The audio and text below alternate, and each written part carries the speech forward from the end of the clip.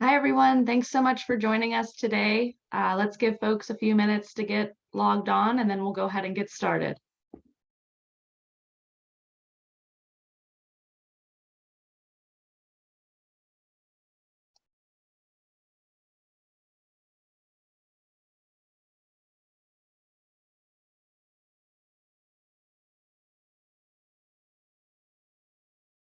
Good afternoon, everyone. Really happy you all could be here.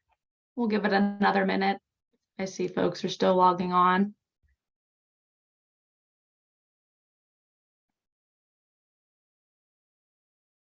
We got a great turnout today. Thanks for taking the time out of your day to join us.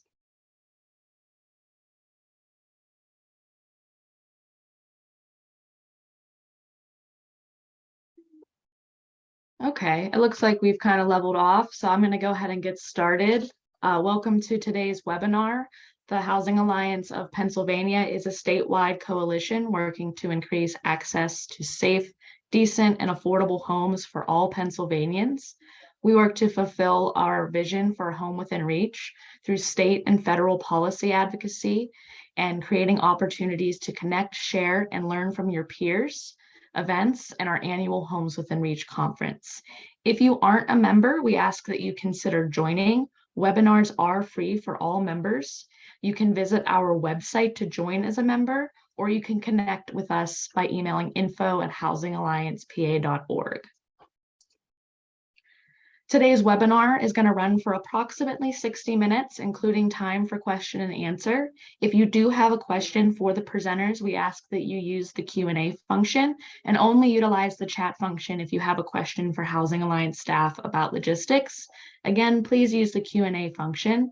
Also, a recording of this webinar and all materials will be sent out in about a week's time. I'd like to draw your attention to some of our upcoming events. We have a Housing Locator Summit on Tuesday, July 25th from 2 to 3:30 p.m. With the unprecedented tight rental housing market, we're asking that all housing locators come together to expand and improve the strategies that can work to bring private landlords to the table and accept subsidies and tenants with multiple barriers.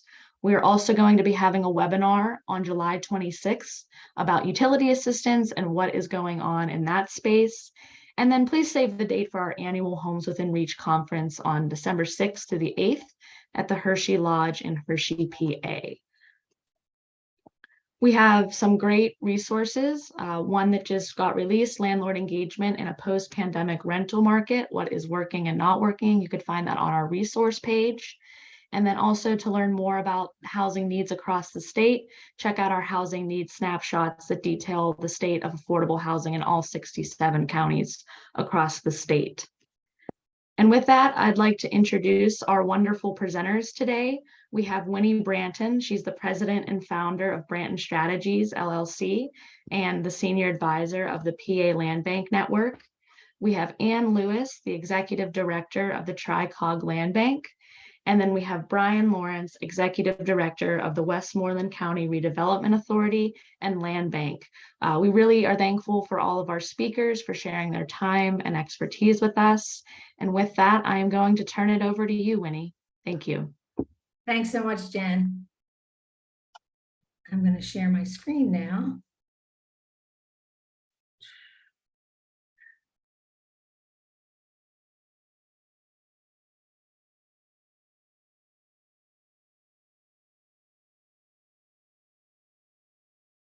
Okay.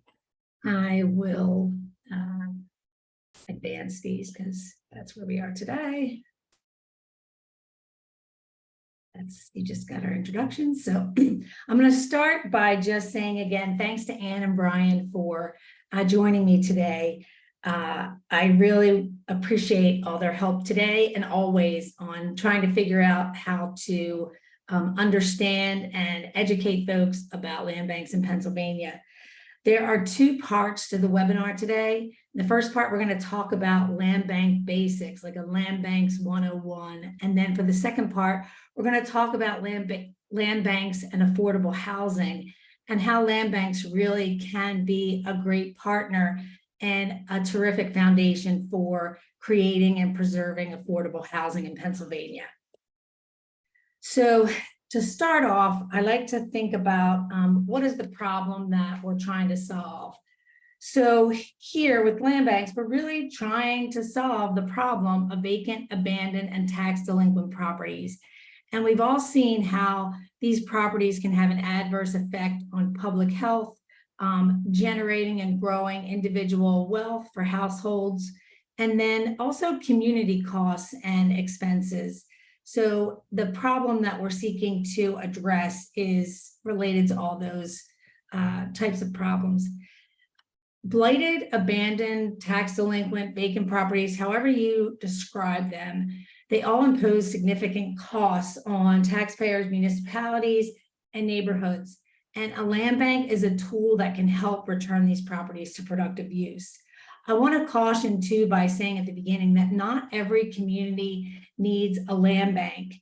In order to determine whether or not your community would benefit from a land bank, you need to take a close look at the nature and extent of the problem properties in your community and whether or not it's practical and politically feasible to create a land bank in your community. So for the purposes of this seminar, we're going to assume that you've already gone through that analysis. And I will tell you that there is a lot of information on both the Center for Community Progress's website and the Housing Alliance's website and the PA Land Bank Resource Guide as to how to assess to determine whether or not a land bank is needed in your community. So for today's purposes, we're going to assume that that assessment was done and that we've decided to move ahead with creating a land bank, and we're going to go through that right now.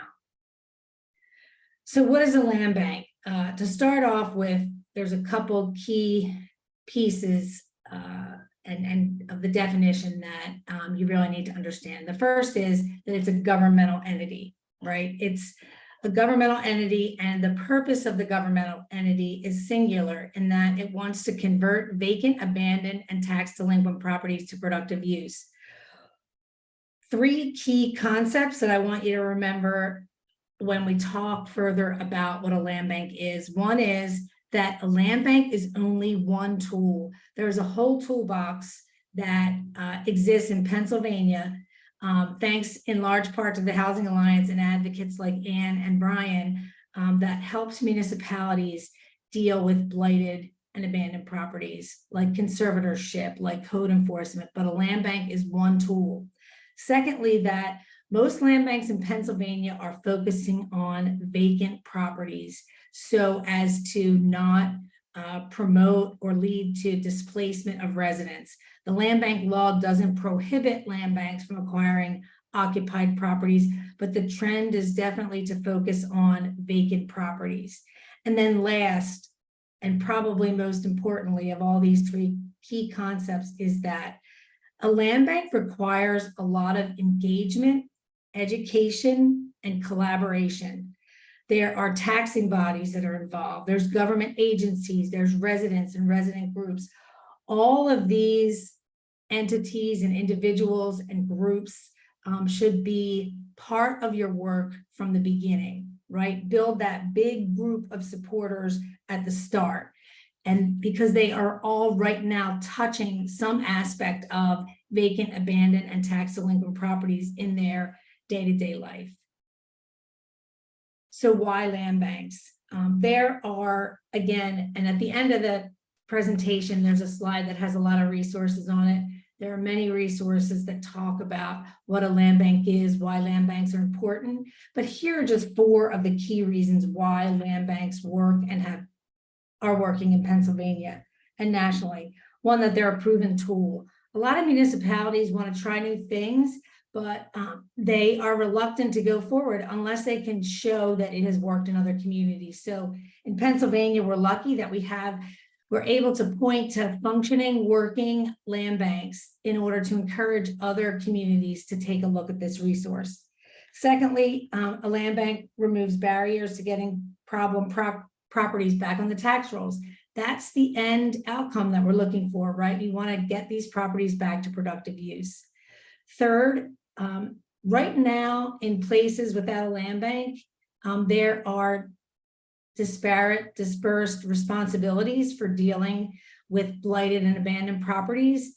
And the idea is to create a uniform, predictable, and transparent process so that it's easier and more available to people, entities, nonprofits who are looking to return these properties to productive use. And then lastly, a land bank can serve as that central hub for blight prevention and remediation efforts.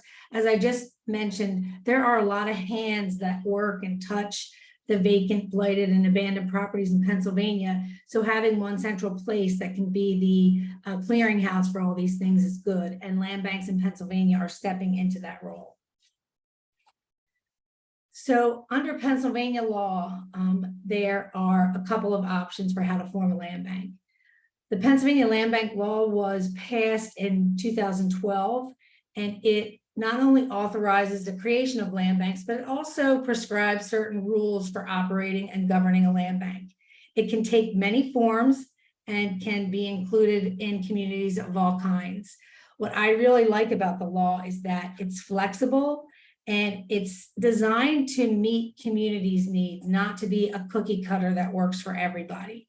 So under the Pennsylvania law, there are two options. You can create a land bank, and that option is available to all counties, municipalities with at least 10,000 in population. And then one or more municipalities can join together to form, multi-municipal land bank. That's option number one, create a land bank. The second option is limited to certain counties or land bank jurisdictions within certain counties, which would include municipalities within those counties. Those entities, those land bank jurisdictions are able to designate their redevelopment authority to act as their land bank. So when you think about these two options, there are some considerations that come to mind when you're determining which structure that you should choose. And it usually boils down to what the community would support and accept. There's costs involved with creating a standalone land bank that maybe aren't the same as designating your redevelopment authority to act as a land bank. There's also, I like to think of it as you need certain human and financial resources regardless of which approach you take. If you designate your redevelopment authority, it may be easier for you because there may already be staff in place to operate the redevelopment authority. So those folks would step up and be responsible for operating the land bank. But there's also some benefits to creating a land bank because you're starting with a blank slate and you can use this new approach and create an entity that works for your community. So when you decide that you're going to create a land bank and you want to look at the options, think carefully about whether or not a land bank as a new agency or designating a redevelopment authority would work best in your community. So in Pennsylvania, we, at last count, and there could be a couple more that have come on, there were 38 land banks or redevelopment authorities designated to be land banks in Pennsylvania. And this next slide is going to show those. And I want to highlight that of the 38 land banks that are on the map, there are 23 that are land banks and 15 that are redevelopment authorities designated to operate as land banks. Of the 23 land banks that are standalone land banks, 9 are county-based, 10 are municipality-based, and 4 are multi-municipal. And then for the redevelopment authorities designated to act as land banks, 11 are county-based and 4 are municipal redevelopment authorities that have been designated. So of all the slides and all the discussion that we're going to go over today, this is the one slide that I want you to leave today with a full understanding of, and it's how a land bank works in its simplest terms. A land bank works to acquire title to problem properties, then clear all the liabilities, then transfer the property to a new owner. And on the slide, it says in a manner most supportive of local needs and priorities. And that is very important. And that is where the land bank's powers and the governing authority for land banks really comes into play, because you have a lot of discretion at the land bank as to who receives the properties that the land bank has acquired and then eliminated their liabilities. So when you think about acquiring properties, you want to remember that you want to target your acquisitions because most land banks have limited funds. So you're not going to be acquiring all the problem properties in your community. There's just no resources to do that. And you want to be able to focus on some of the key problem properties and establish a track record of success before you go out and try to expand and reach a greater scale that most land banks are seeking. The second one is eliminating liabilities. You'll hear later in the discussion about the importance of quieting title and the importance of understanding why title is so important when you want to develop housing and you want to be able to have housing and properties that can be transferred again down the road without barriers like the ones that exist today. And then again, on the transfer, just remember there's lots of discretion and flexibility, and you want to tie the transfers to land use priorities and community needs. So this slide takes the previous slide and builds out on it, filling in more details, and it's from the Center for Community Progress. And you think about what that end result can be. Here it says private ownership. Sometimes it's public ownership for green infrastructure, for parks, for other public purposes. But you want to be able to take the land through the land bank process. And today our focus is on affordable housing, whether it's new housing or rehabbed housing. That is a big piece of why land banks are created in Pennsylvania and otherwise. So here we're talking about how a land bank works. And I mentioned earlier, collaboration with all three taxing bodies is essential for a land bank in acquiring the property, extinguishing the liens, and then engaging in what's called tax sharing. I'm going to spend a moment to just explain what that means. And it's under the land bank law. Land banks are allowed to be allocated up to 50% of taxes collected on properties that the land bank acquires and transfers to new tax-paying owners. So for example, if land bank transfers a property to a new owner and that owner pays $2,000 in real estate taxes, the land bank would get $1,000 of the taxes collected for 5 years after that transfer. And that was built into the statute to allow land banks to have some funding and also to assure buy-in from all the taxing bodies so that everybody understands we're all working together. We all benefit when these properties are returned to productive use. So I'm going to ask right now for Ann and Brian to maybe start with Ann and then go to Brian to share your insights on the importance of collaborating with your taxing bodies. Thanks, Winnie. There are a couple ways I think that are super important for the TriCog Land Bank in terms of how we work with our members. First of all, the TriCog Land Bank is a multi-jurisdictional land bank in Allegheny County.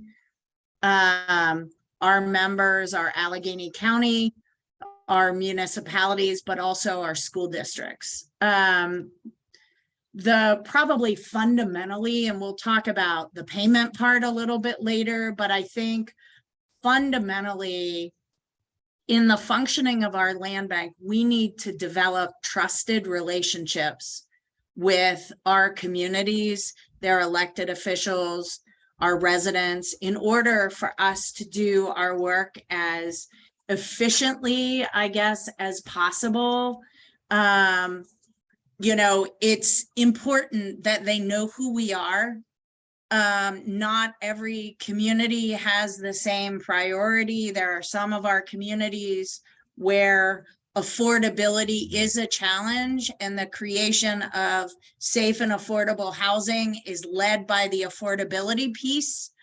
In some of our other communities, quality housing, there are many properties for sale that are quote unquote naturally affordable, but they're not quality. And so quality housing at that price point is a part of the affordable housing portfolio. So one size approach fits all is really, you know, just not the case for us. So that's And that's important not only with our property selections, but it's also important with how we run the business of the Tri-Cog Land Bank. We have an intergovernmental cooperation agreement that includes all of our members. We currently have Allegheny County, 28 municipalities and 8 school districts. So I guess that's what, 37 members currently. And our intergovernmental cooperation agreement lays out the terms of how we do business, you know, what kind of notice we give them when they contribute to us annually. And we can talk about the details about that a little bit later on. We always, anytime we use tax sale, we are always using priority bid. And so we need to make sure at the front end before we're acquiring properties that what our goals are and what our plans are congruent and consistent with our communities. So I think those are, you know, I guess some of the fundamental components of the two-way constant relationship that we work to achieve with our members. Thanks, Ann. Brian? Yeah, I would pretty much dovetail everything that Anna has noted, and just underscore that point about that constant communication and education and partnership piece of it, because, you know, it's easy, I think, for some folks to become wary, I guess, of what a land bank is trying to do. I can tell you a personal story. I visited a local school district board meeting and was, you know, pitching the idea of joining the land bank, and you know, there was a lot of misconception. And you know, land banks are so new that there's an extra burden on us, I think, to really communicate what a land bank does. I think that the question was posed to me was, "So are you a bank?" I'm not sure where bank came from, how it became land banking. I think it's the idea of assembling many properties. But we're definitely not a bank in the traditional sense where you take deposits and watch those grow. You know, a lot of these are negatives that we're trying to turn into positives. I would probably also note that working with the tax claim bureau, if you're a county, if you're operating in a county with the real estate tax sale law as your guiding sale law for tax sales, the tax claim bureau has got to be on the same page. I think that that's another critical component beyond, you know, your municipal, school district, and county partners. They kind of fit in that county thing, but if they've got a misunderstanding about how land banks work and the authorities that you have, it's going to be much more difficult. So yeah, just to reiterate what Ann said about the constant partnership, it's quite a haul, but it's absolutely necessary. Thanks, Brian. So I think in their comments too, Brian and Ann talked about other partnerships besides the taxing bodies and the importance of it. But again, here, a land bank really at its core is facilitates real estate transactions, right? So that's the business of like the actual physical business of what occurs, but it's so much more than that. But not all land banks have the ability to have staff that are experts in everything. So here, you really need to develop those partnerships and, as Ann mentioned, trusted relationships so that you can go to those in your community who are experts in land use and neighborhood planning and project financing and community engagement, finding qualified, income qualified home purchasers. All of those pieces are going to be critical to operating effectively, especially when it comes to using the land bank to get property into the hands of folks who will preserve or create affordable housing. So I'll ask Brian and Ann if you want to weigh in again on any of the critical partnerships that that you formed and how those have helped you do your work. I've come to try to explain our role in land recycling is, you know, when you put your recycling out at the beginning of the week, right? There's the company who picks it up and then transfers it to somewhere else, and then there's another component that takes it apart, and then another component that builds it back together, and then another component that finds its way back into your home as a recycled Pepsi can or whatever it may be. We're like the very first part of that component. And so without the other pieces, we're just, not really achieving the goals that our communities absolutely want for us. We've had a lot of success with neighborhood groups, building those partnerships with grassroots organizations, because as you pointed out, as a small organization, as most of local government is in Pennsylvania, even at the local scale, you probably shouldn't be reliant on local government officials. You've got to be able to broaden that base beyond just working with municipal partners. And for us, it's kind of a challenge because so much of what we do is government work.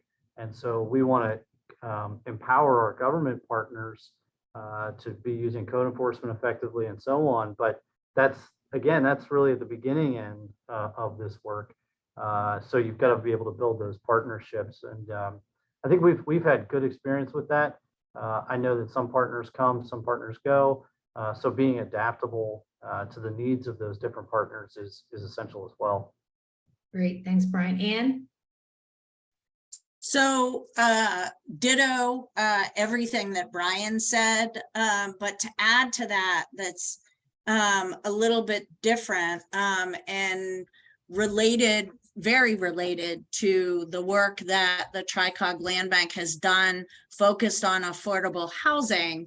We received a planning grant from the Forbes Funds, which is a local foundation, and we retained Kim Graziani, who is the president of Indigo Collaborative and senior advisor to the Center for Community Progress, and has been a part of that organization since its inception, to help us articulate what we call the Equitable Communities Collaborative. So that is a collaborative of 5 organizations, including Tri-Cog Land Bank, focused on really laying out that life cycle of work that has to happen when you come into a community. And included in that group of organizations is City of Bridges Community Land Trust, which is an organization that provides and develops and creates permanently affordable housing, as well as our partner Rebuilding Together Pittsburgh. Through that collaborative, we're up to 8 units of affordable housing, 3 with City of Bridges Community Land Trust, and 5 homes with Rebuilding Together Pittsburgh. It allows the land bank to do what it does, which is gain control and clear title on properties. And then we pass those properties to our nonprofit developers to create affordable housing. Not a part of that collaborative, but similar, we've also passed properties on to local community development corporations to do similar work. So that enables the Tri-Cog Land Bank to be expert in what land banks are set up to do, and these affordable housing developers to be expert in that. And I think it just extends the work of land banking. Thanks, Ann.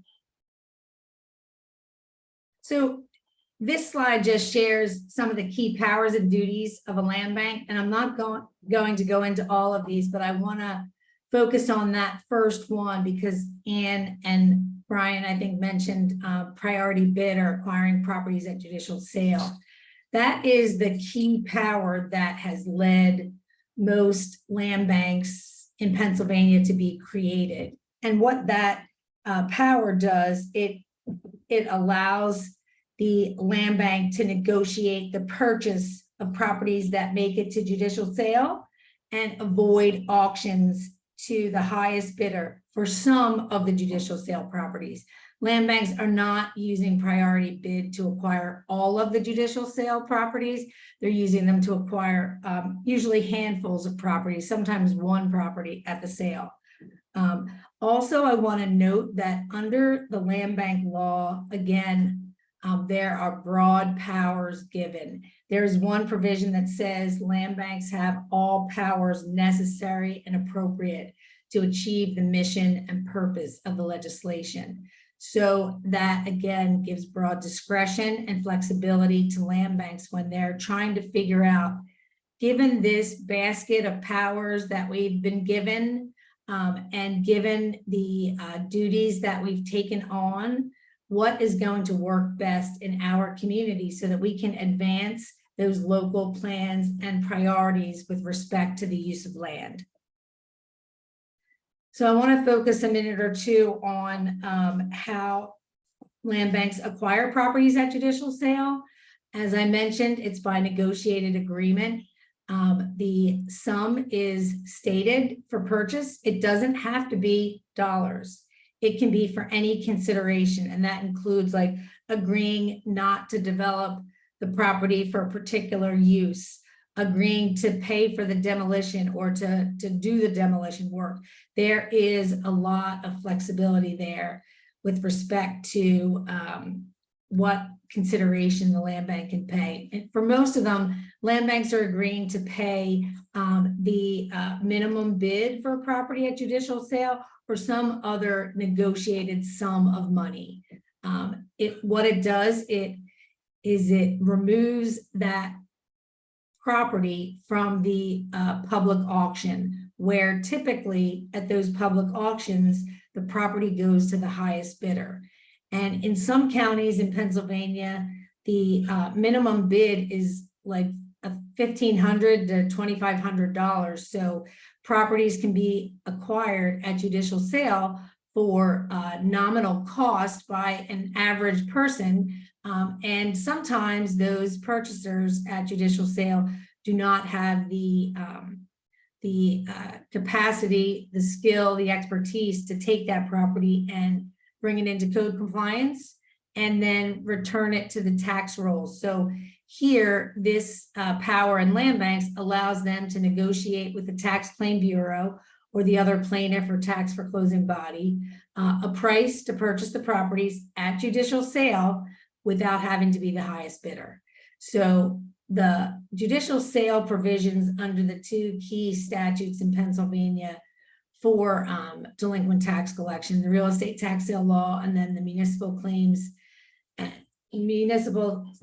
tax lien law, provide that properties are transferred out free and clear of all those claims and liens and other burdens. And at the end, you have free and clear title. But in reality, that purchase at judicial sale does not give the purchaser a property with free and clear title. So there's further legal action is needed in order to get what we'll call insurable title that would allow you to go to a title insurance company, get title insurance, and be able to rely on that for transactions going forward. I'm going to, again, ask Ann and Brian to weigh in on their acquisitions at judicial sale. Are you acquiring? I think both of you mentioned that you are acquiring at judicial sale, but talk about the importance of quieting title for affordable housing development. And Ann, if you want to start, and then we'll go to Brian. Sure, happy to. So Allegheny County is like Philadelphia County, one of the two counties in the state that does not have a tax claim bureau. So our sheriff sale process may be slightly different than what most people are used to, relying on their tax claim bureau and or Retzel. But most of our properties are acquired through tax sale. We have accepted properties that have only public debt on them through donation. Our intergovernmental cooperation agreement lays out the terms with our taxing bodies and gives us the authority to kind of expunge that debt. And our process really involves vetting those properties at the front end with our taxing bodies. And then so that once we get to sale, we execute and use our privilege of priority bid, and we bid at sale. Our intergovernmental cooperation agreement allows us to, we pay some costs of the sale, some of them are discounted, but we pay the hard costs of sale, but we are not ever paying any back taxes or public debt. Beyond the free and clear sale and our title, we have found that that is not sufficient to clear unfiled liens. We talked about that yesterday at the Land Bank Network meeting. That's also relevant if there are any outstanding state liens, including inheritance tax. Those are other examples of non-local unfiled liens. So the Tricog Land Bank takes every property it acquires through the quiet title process to clear those liens. That's the further action needed. And at the end of that process, except in the few instances where we're prohibited by law, we require our buyers to purchase title insurance. For us, it's a no-brainer. It protects them just in case there was something missed. But in the case of redevelopment, whether it be for a bona fide affordable housing unit or market rate, that protects the end user going forward from any liability or any potential responsibility or challenge to their title from a prior collector. So we feel that that's a critically important component of the process of land banking is title insurance. And we feel that as a land bank, we should be responsible to provide actually insurable title, and quiet title allows us to do that. Thanks, Ann. Brian? Yeah, I would say if you're doing anything similarly to Tricog Land Bank, you're probably doing it pretty well. So I would say we are very similar in our approach. The one thing we will absolutely stay away from are properties that have got federal liens on them, because they are not going to come out, and they're not going to come out of the wash. They're going to be stuck to those properties at judicial sales. The one thing that we do not require is title insurance. We leave that up to the buyers. I think it's good in the sense that, the land bank legislation, the statute that gives us life allows for these things, but it allows for adaptability and flexibility, which makes it a little bit more challenging at times because you might not know your way through something. And that's why, as Ann mentioned, the land bank network is there for us to kind of share notes and processes and policies so that we all can improve our outcomes. Many of our properties that have gone for affordable housing, we typically are the agency who's carrying out the act of doing the rehab. We've done 11 of those types of properties in addition to some of the other ones we're going to talk about later.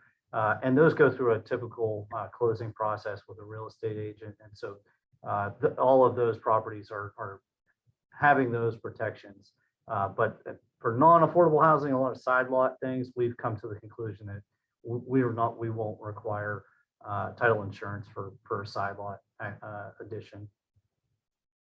Thanks, Brian. One thing I want to interject, although I completely understand Brian's logic about side lots, sometime in the future, the purchaser of a side lot may choose, so that they're not having to pay multiple tax bills, to consolidate their primary property and home with this lot, and without due diligence, quiet title action, and title insurance, that could potentially make liable that owner for debt associated with the lot. And so I think I mean, everybody has to make their own decision. This work is not cheap. It's not profit making. A lot of it, especially side yards, have to be subsidized. But I think it's really important that people understand those like crazy little nuances that come up that we dive deep in with the land bank network. Thanks, Ann. And I'm gonna go quickly through some of these other slides so I can let Brian and Ann talk about their actual projects and then answer. It looks like we have 4 questions in the Q&A. So to fund a land bank, I'll summarize, make sure that you have funding before you proceed, right? Think about what's needed and where you're gonna get the resources in order to do it. Public resources are needed. There's no direct funding under the land bank law, but there are certain ways that are authorized under the law that allows land banks to get some funds and operate. So here's just a list of some of those ways to fund a land bank. Many of the land banks in Pennsylvania have received fair grants, and that has been a great bonus for land banks in Pennsylvania. Some municipalities have contributions from their member municipalities or from counties through member fees or land or in-kind dollars. And then the 550 tax recapture I mentioned, 5 years, up to 50% of the taxes collected get allocated to the land bank. Land banks can keep the proceeds from their sales, and they also are authorized to create or to issue bonds, but none have done that yet. So I'll let Ann and Brian talk a little bit more about their funding and from startup and then now, but I really want to get to the affordable housing piece. So I'm going to switch now and go to that part and then just talk about the jurisdiction. Land banks are allowed, the jurisdiction that creates a land bank can set hierarchical ranking of priorities for the end use of a property. And affordable housing is one of those specified uses. These are not exclusive uses, so it's just nice that affordable housing is in there. So if that's your goal, you can show right then and there that you're consistent with this provision of the land bank law. In 2022 and up through 2023, I had an opportunity to write a report for Habitat for Humanity of Greater Pittsburgh. It includes the case studies of 4 land banks, including Tricog and Westmoreland. And what I saw was that a lot of the work being done by those 2 land banks, plus Philadelphia, Cuyahoga, and others across the nation, is really focused on conveying properties for affordable housing. And so I wanted to, again, have a chance to share through this webinar some of the work that Ann and Brian are doing. So I want to turn it over now to Ann and ask her to talk a little bit about the projects that she's done for affordable housing. Great. So I mentioned previously in my comment the work that we did in forming and thinking through the Equitable Communities Collaborative. So the example that I have here is one of the properties that kind of came through that program. This particular property is in a community that has a lot of distress. It is adjacent to the city of Pittsburgh. It's not yet gentrifying, but it could. There are market pressures pushing from the city into the eastern suburban communities. So one of the municipalities is right on the edge, the other one's a little bit further out. So as a part of that discussion and thinking about those market forces and knowing that Rebuilding Together Pittsburgh works extensively in those communities, they were a logical partner. The main activity of rebuilding together organizations is owner occupied stabilization, where they look for lower income, senior, veteran, disabled folks who own their home, and they do stabilization work. Renovation of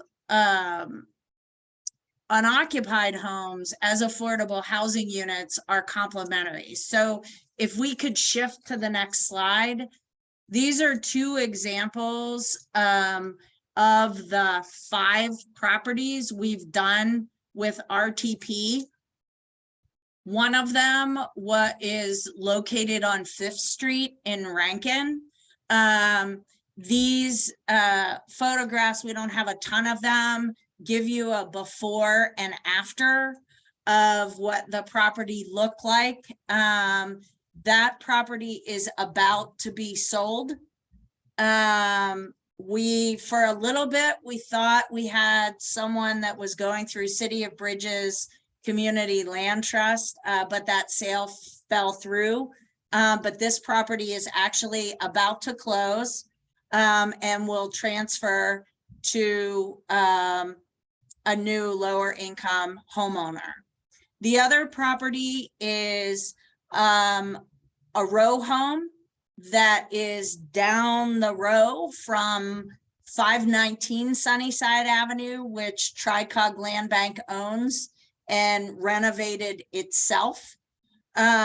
This other property we transferred to Rebuilding Together Pittsburgh.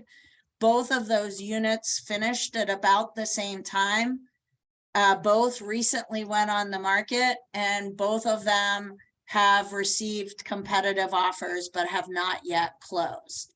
So between, and so I think this partnership kind of illustrates taking properties that were sitting, languishing, detriments, fully renovating them and transferring them to bona fide low-income homeowners. Great, thanks, Anne. I gotta get back in here and get to Brian. Okay, Brian, you're up. Yeah, so our approach on affordable housing has been, I would say for the most part, has focused on our acquisition, our contracting for the work, and then using typical sales processes to transfer properties to qualified homeowners. The photo here, grass wasn't growing just yet when I shared this photo, but this is an example of something that we actually worked on. I actually worked on when I was in a separate position with the county planning department as the Home Investment Partnership Program Coordinator. That's the federally funded, I'm sure our audience knows the home program. And so we were able to acquire 3 different lots that were vacant, distressed. One property I think was occupied. We were able to move those folks into better conditions. Basically demolished the 2 properties, all 3 properties, and then worked with a nonprofit housing developer here in Westmoreland County, Homes Build Hope, to build these 3 affordable rental units.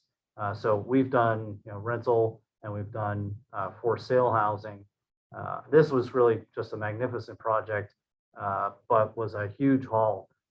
As anyone knows, the home program, it's got more strings than a yarn store. It can be really challenging.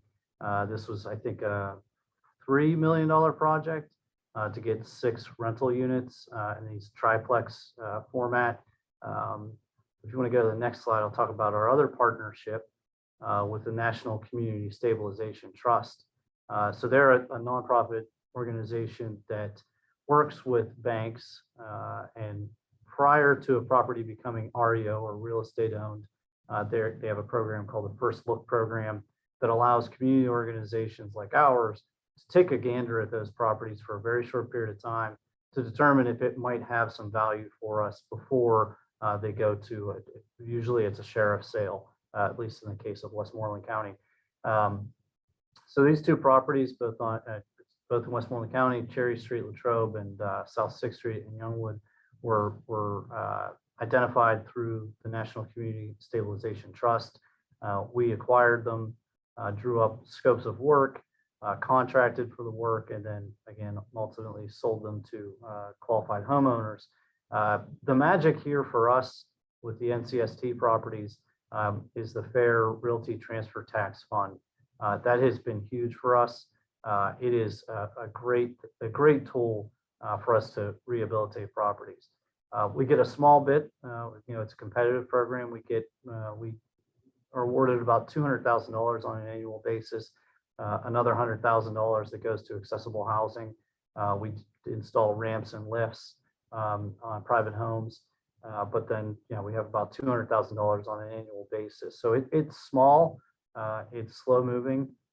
These can be challenging projects, but at the end of the day, these are some of the outcomes. You can see sort of the befores and afters put into these this montage here. Lead is always a big challenge on these properties. Recently we acquired a property in Latrobe that we thought we were going to be rehabbing. And then the lead risk assessment told us that we'd have to invest about $100,000 just abating the lead.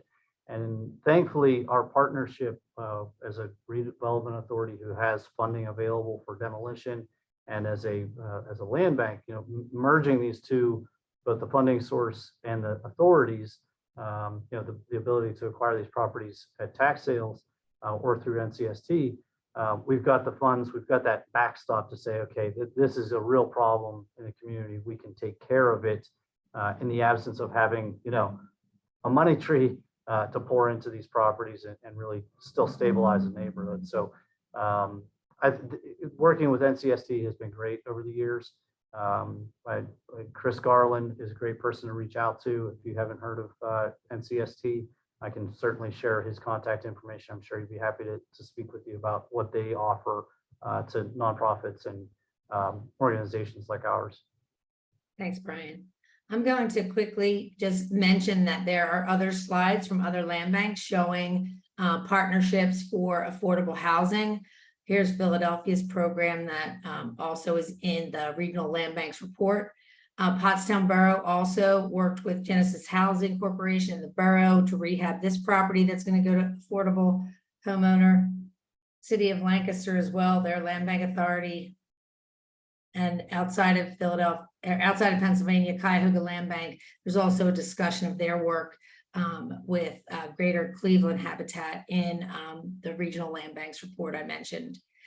So I'm gonna head right to the questions so that we can get to some of them. There's about 9 questions in there. I'm going to just say that I'm going to stop sharing, but contact information for all of us is there. And then these additional resources, the slides will be shared by Jen after this, and the Housing Alliance. I'm going to stop my share now and just go to the Q&A. So the Q&A, here we go.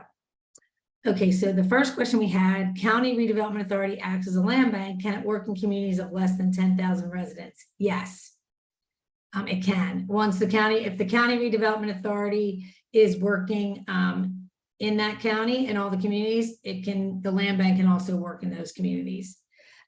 Lisa, question, is this only for housing? No, land banks can acquire properties that are have land uses that are for residential, for industrial, for commercial, for any purpose.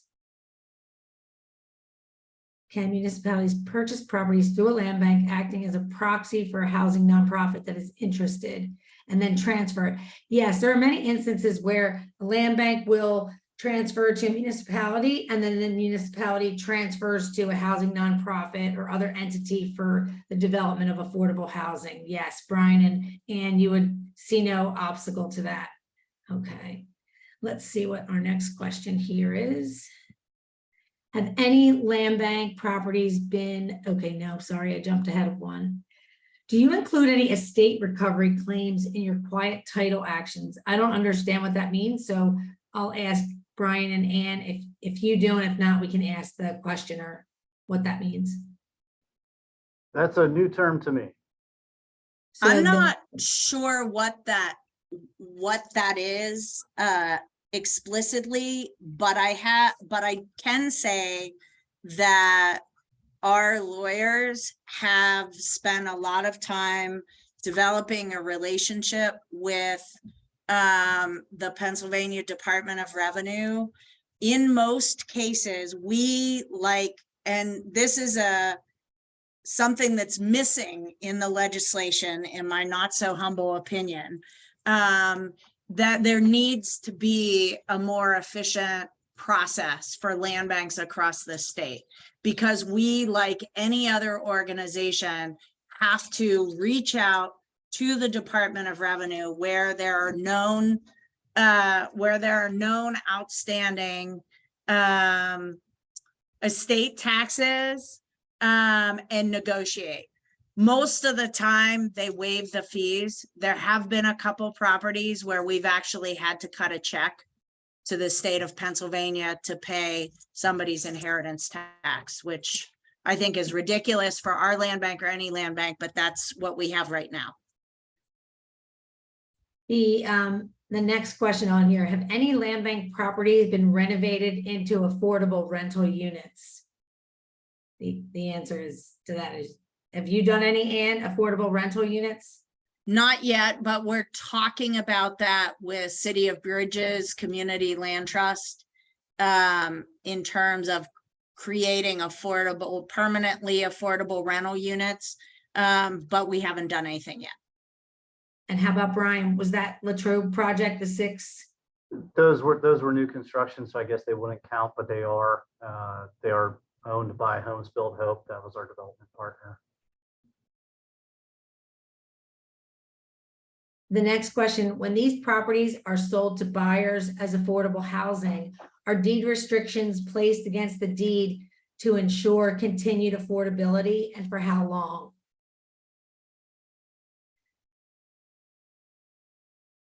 Do you include any kind of deed restrictions in transfers for affordable housing, Ann or Brian?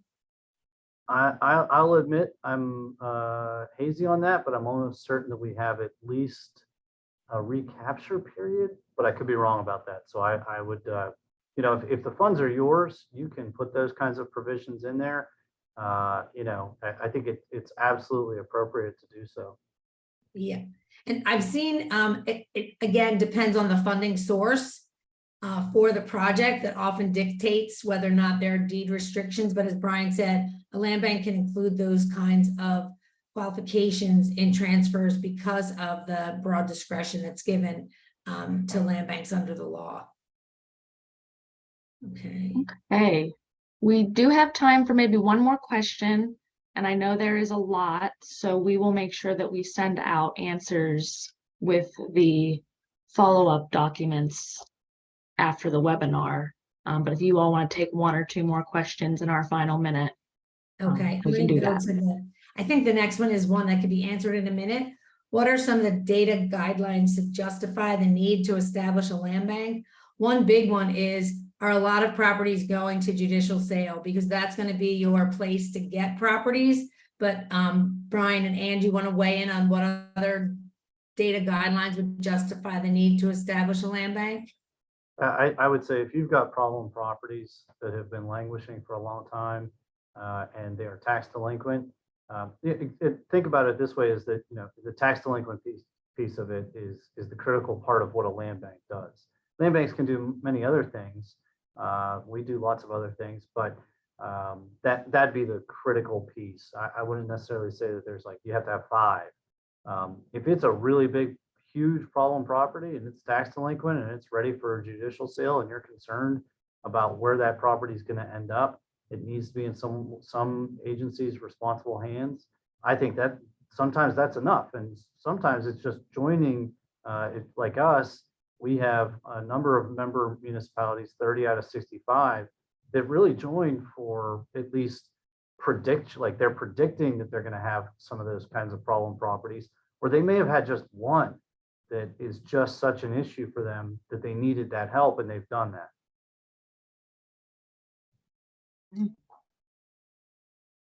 Okay, well, thank you all so much for your questions, and we'll make sure that we provide as many answers as we can in the follow-up materials. And thank you again to our wonderful speakers for this informative and great presentation. And with that, I hope everyone has a wonderful day, and we will send the follow-up materials within a week. Thank you all. Thanks, Jen. Bye, everybody. Bye, everyone. Everyone, thanks, Jen. Thanks, Winnie. Thanks, Ann. Thanks, guys.